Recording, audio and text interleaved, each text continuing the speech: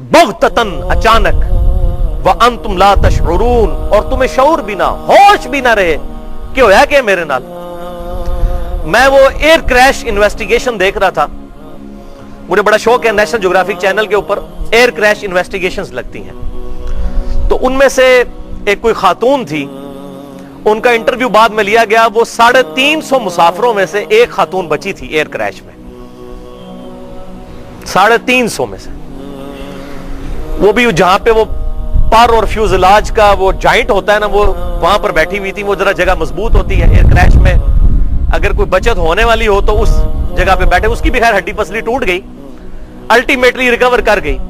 اس کا جب انٹرویو لیا گیا کہ جی جب اناؤنسمنٹ ہوئی تھی جہاز کے کیپٹن کی طرف سے کہ اب یہ جہاز بچنے والا نہیں ہے، تو اس وقت آپ پہ کیفیت کیا طاری ہوئی تھی؟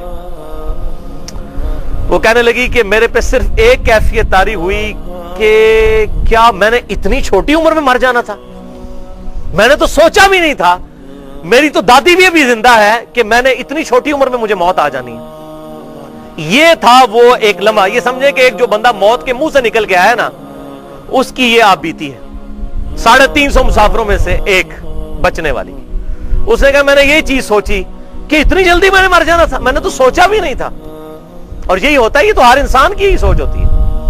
ابھی یہ آپ اسلام آباد سے کراچی کی طرف کبھی سفر کریں نا ہوائی جہاز کا، تو بعض اوقات بیچ میں ایئر پاکٹس آتی ہیں نا، جہاز جو ہے نا اس طرح اوپر نیچے ہوتا ہے، تو بڑے بڑے میرے جیسے بھی جو اللہ تعالیٰ سے دور لوگ ہیں نا، وہ بھی کلمہ پڑھنا شروع کر دیتے ہیں، استغفار کرنا شروع کر دیتے ہیں، لیکن جیسے ہی سیڑھیوں سے نیچے اترتے ہیں کہتے ہیں شکر ہے یا اللہ بچا لی، انہوں اپنی مرضی زندگی کٹیں گے۔ اس ٹائم کہہ دو استغفار استغفار۔ یہ آپ دیکھیں کتنی ویڈیوز لیک ہوتی ہیں، ایئر کریش ہوتے ہوتے بچا ہے کبھی یہ لینڈنگ کے دوران، اور لوگ استغفار لا حول ولا قوت الا باللہ کلمہ پڑھ رہے ہوتے ہیں۔ ہونا تو یہ چاہیے کہ اس کریش میں جتنی بے پردہ عورتیں بچی ہیں وہ تو کم از کم پردہ شروع کر دیں۔ اس کریش میں سے جو جسٹ بچے ہیں، جو لوگ اللہ تعالیٰ کی نافرمانی کرنے والے بے نمازی لوگ، وہ نمازیں شروع کر دیں، لیکن کوئی تبدیلی نہیں آتی ہے۔ اب مجھے وہ آیت سمجھ آتی ہے جو قرآن حکیم میں بار بار ریپیٹ ہوئی ہے کہ اگر ہم انہیں دنیا میں دوبارہ بھی بھیج دیں نا، یہ پھر وہی کام کریں گے۔ یہ دنیا میں دوبارہ آئے ہوئے لوگ ہیں نا۔ اچھا، یہ آیت کبھی مجھے ہضم نہیں ہوتی تھی کہ یہ کیسے ہو جائے گا جب آخرت میں اتنا بڑا عذاب کسی نے دیکھ لیا، اب وہ دنیا میں دوبارہ آئے پھر وہی جناب کام کرنا شروع کر دے، ہو ہی نہیں سکتا۔ لیکن جب یہ حالت دیکھتے ہیں نا کہ لوگ موت کے منہ سے نکلتے ہیں، پھر اپنی مرضی کی زندگی گزارنا شروع کر دیتے ہیں۔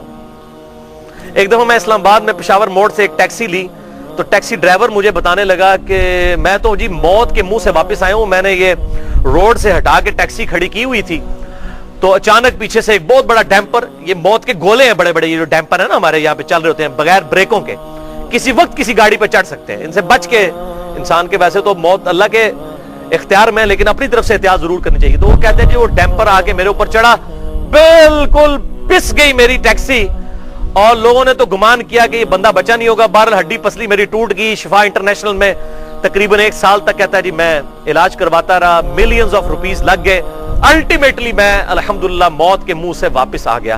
اللہ نے منو نوی زندگی دیتی ہے جی، منو تے آگے رشتہ دار بھی مل گئے سن کہ پائی انہیں نیچے بچنا، انہیں وینٹیلیٹر تے چڑھ گیا۔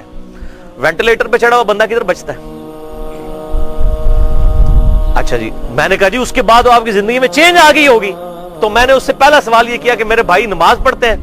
کہتا جی کدے ٹائم مل جاتا جمعہ دی نماز پڑھ لی تھی۔ میں نے کہا صدق اللہ العظیم، اللہ نے سچ فرمایا کہ اگر یہ لوگ دنیا میں دوبارہ بھیج دیے جائیں تب بھی وہی کام کریں گے جو یہ پہلے کرتے تھے۔ یہ دنیا میں واپس ہی آیا نا جی بندہ، پھر وہی کام۔ اللہم اجرنا من النار، اللہم اجرنا من النار، اللہم اجرنا من النار، اللہم من احییتہ منا فاحیہ علی الاسلام ومن توفیتہ منا فتوفہ علی الایمان۔ اللہ تعالیٰ فرماتا ہے اچانک موت تم پر آ جائے اور تمہیں ہوش بھی نہ رہے، ام تقولوا نفس یا حسرتا، یا کوئی جان پھر موت کے وقت جب موت سامنے دیکھے تو اس وقت کہنا شروع کر دے ہائے افسوس، ما فرطت فی جنب اللہ، اس سستی کے معاملے میں، اس کوتاہی میں جو میں نے اللہ کے حق میں کی۔ وَإِن كُنْتَ لَمِنَ السَّاخِرِينَ، اور تو دنیا میں مذاق اڑانے والوں میں ہی تھا۔ یہاں بھی لوگ دیندار لوگوں کا مذاق اڑاتے ہیں، کوئی جوان آدمی داڑھی رکھ لے انہوں کہتے تکو جی نے جوانی جی روگ لا لیا.